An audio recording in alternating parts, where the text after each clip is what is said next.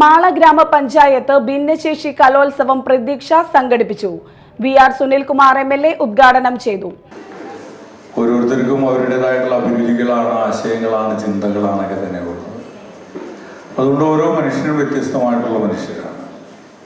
പൊതുവായിട്ടുള്ള ആശയങ്ങൾ രൂപപ്പെടുമ്പോഴും നാം തിരിച്ചറിയേണ്ടത് വ്യത്യസ്തങ്ങളായിട്ടുള്ള മനുഷ്യരാണ് നമ്മൾ ഓരോരുത്തർ.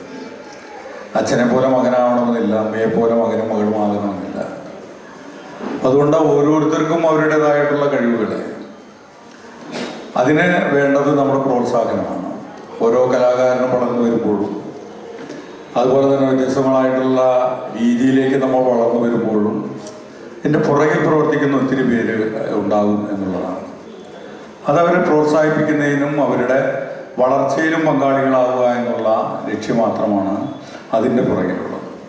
അതുകൊണ്ട് നമ്മുടെ മക്കളുടെ പുറകിൽ ഒരു സമൂഹം തന്നെ ഉണ്ട് എന്നുള്ളതാണ്. നമ്മളെല്ലാവരും അവരുടെ പുറകിൽ, എല്ലാ കുട്ടികളുടെ വളർച്ചയുടെ പുറകിലും ഒരു സമൂഹമുണ്ട് എന്നുള്ളത് തന്നെയാണ്. മാള ഗ്രാമപഞ്ചായത്ത് പ്രസിഡന്റ് ബിന്ദു ബാബു അധ്യക്ഷത വഹിച്ചു.